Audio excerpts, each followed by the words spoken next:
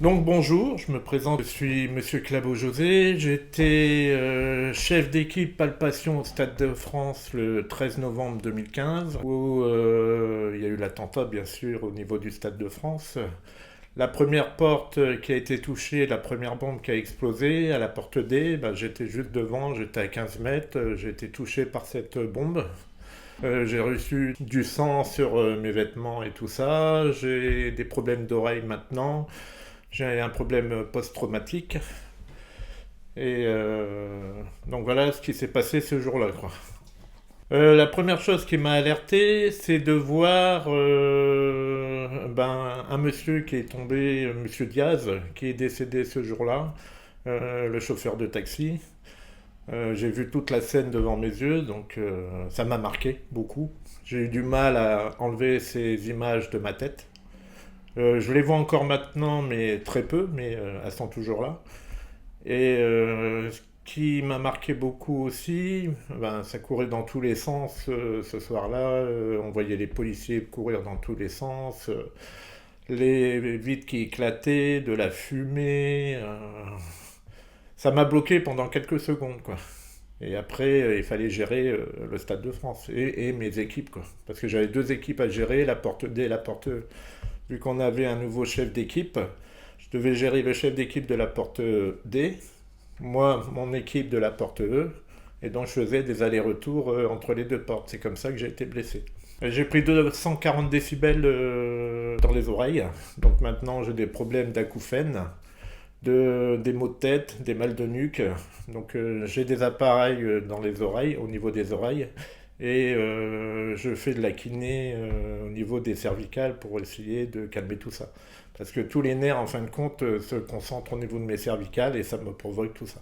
C'est dû à l'explosion qu'il y a eu, vu que j'étais pas loin, ben, en fin de compte, le souffle de l'explosion était dans mon sens, donc j'ai tout pris au niveau de la figure et c'est ça qui m'a abîmé les oreilles, quoi.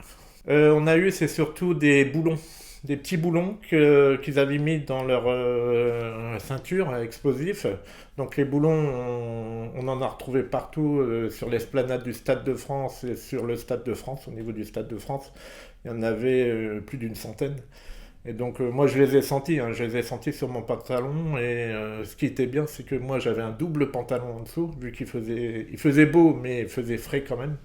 Et vu qu'on est là pour toute la soirée, donc automatiquement on se couvre. Et ce soir-là, ben, c'est ce qui m'a protégé pour éviter d'être blessé, quoi. Parce que j'ai eu des collègues qui eux, ils ont été blessés, il y en a ils ont été... j'ai un collègue ça a été les pieds, il y en a c'est le visage, il y en a ils en ont reçu dans le dos. En tout on a eu quand même 22 agents de sécurité qui ont été blessés ce soir-là. Malheureusement tout ça on n'en parlait pas à l'époque dans les journaux, quoi. On a été un peu oublié, je dirais un peu oublié, la sécurité a été un peu oubliée par rapport à tout ça et par rapport au travail que nous on a fait ce soir-là. Parce qu'on a sécurisé quand même tout un bâtiment qui fait quand même pas mal de mètres carrés, je ne sais plus exactement le mètre carré, mais c'est énorme. Et bien que beaucoup de mes compatriotes qui étaient là-bas, avec qui je bossais, qui étaient paniqués, donc il fallait les rassurer, euh, faire pas mal de choses au niveau du stade pour que ça soit bien sécurisé et que mes agents ne soient pas paniqués par eux-mêmes. Ça a été très difficile. Nous-mêmes, on a appelé ça la nuit de l'horreur par rapport à tout ce qu'on a vu ce soir-là, quoi. Ben, j'ai un collègue, lui, pareil, qui était sur place. Il était sur la porte J ce jour-là. Lui, il a été blessé à la cheville. Il m'a même fait rigoler parce que quand il a été blessé à la cheville ce jour-là, lui, il s'est réveillé à l'hôpital. Il savait pas ce qu'il faisait là-bas, quoi. Donc on en reparle de temps en temps ensemble au téléphone et tout. Parce que lui, il habite dans le sud, il est dans la police municipale, mais il est comme moi, il se bat pour revenir sur le devant de la scène, quoi, comme je dis. Euh, Ils veulent pas que je reprenne le travail. Mais ça, j'aurais été avec plaisir, quoi.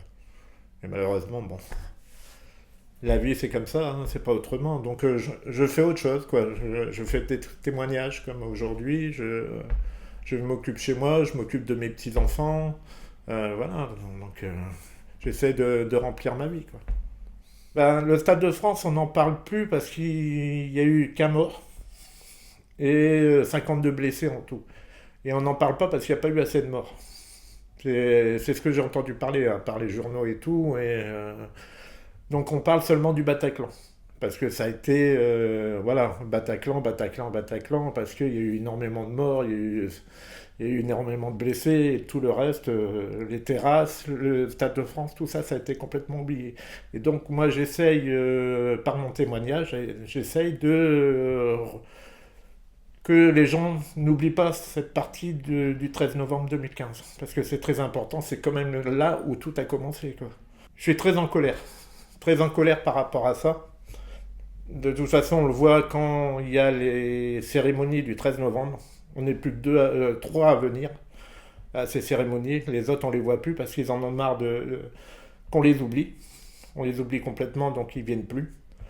Donc on n'est plus que trois, hein, vraiment à combattre par rapport à ça. J'en ai un qui vient du sud, il y a un autre qui commence à monter une association pour le Stade de France justement pour pas qu'on soit oublié. Et j'ai la colère aussi parce que je devais témoigner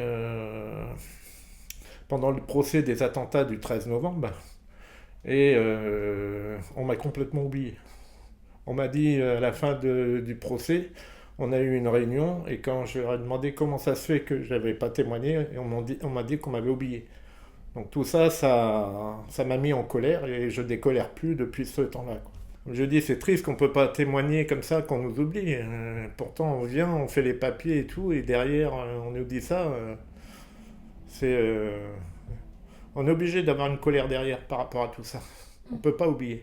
Ben, moi, au début, j'étais venu pour chercher quelques réponses et savoir si tout ce qui s'était passé là, pourquoi ils avaient fait ça, euh, et est-ce qu'ils allaient être condamnés. Et donc j'ai eu quand même la réponse qu'ils ont été condamnés. Et j'avais peur, c'était que derrière, ils veulent faire appel. Mais bon, ils ont bien pris dans l'ensemble que tout ce qu'ils avaient fait, c'était pas bien, quoi. Mais heureusement qu'il y a ce genre de procès pour montrer ce qui s'est passé, quoi. Alors, ça règle pas les problèmes psychologiques et tout ça qu'on a derrière. Ça aide un tout petit peu pour nous sentir mieux, mais ça ne règle pas tous nos problèmes, c'est pas possible. Ça, après, c'est à nous de nous battre par nous-mêmes. Il faut se concentrer sur nous-mêmes, se dire on a perdu une partie de notre vie. Cette vie-là, on ne la reverra pas. Il faut reconstruire une nouvelle vie. Donc moi, c'est ce que j'ai fait. Je lisais plus, j'ai fait des puzzles à la passe. Avant, je sortais plus, je ressors maintenant. Je n'allais plus au Stade de France. Je revais au Stade de France, mais je me force. Je me force, il faut se forcer pour revivre. Sinon, on s'en sort pas. Mais comme je dis toujours, aidé par les centres psychologiques, parce que il faut quelque chose derrière avec. Parce que pour revivre comme un peu avant, retrouver un peu de bonheur, c'est à nous de nous battre. Il n'y a pas d'autre solution. Même si notre famille est derrière, il y a une partie de nous qui doit se battre quand même. Sinon, on n'y arrive pas. C'est pas possible. Il faut être dans notre tête, faut pas rester enfermé tout seul. Il faut se dire allons-y de l'avant. Parce que si on reste en arrière, c'est pas possible. 10 ans après, bon, j'ai toujours ma colère, j'ai toujours des problèmes de santé, mais ça s'améliore au fur et à mesure. Mais je commence à reprendre ma vie petit à petit. Et ça encourage, c'est encourageant même, comme je dis. Euh, Mes enfants me retrouvent un peu comme j'étais dans le temps, ma femme aussi, parce qu'au début c'était pas facile. J'étais méchant avec eux, mais elle comprenait pas ce qui m'arrivait à moi. Donc il y a quelqu'un qui lui a expliqué vraiment ce qui se passait. Après ça a été mieux, mais on est resté soudés par rapport à ça. Mais j'ai bien cru qu'on allait divorcer par rapport à ce qui m'était arrivé, quoi. À l'époque, je ne supportais pas, dès qu'il y avait un tout petit truc, je ne supportais pas, donc je devenais méchant. Et ma femme me le faisait ressentir. Donc j'ai essayé d'améliorer tout ça, j'en ai parlé avec ma psychologue, ma psychiatre, pour améliorer tout ça, pour éviter que ça recommence, quoi. J'ai mis quelques temps, mais j'y suis arrivé.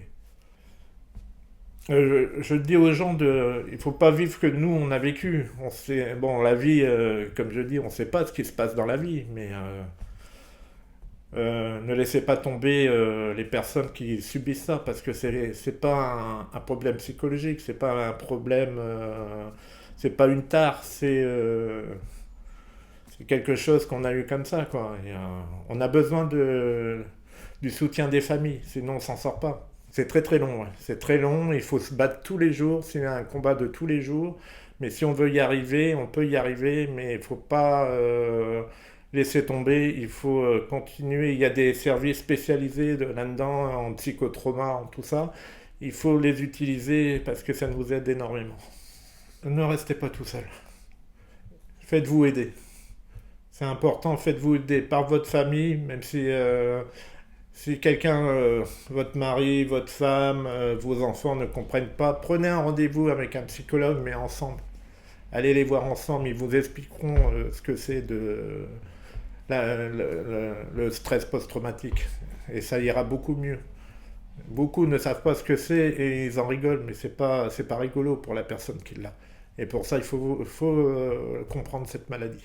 Enfin, pas une maladie, mais je me comprends quand je dis ça, quoi.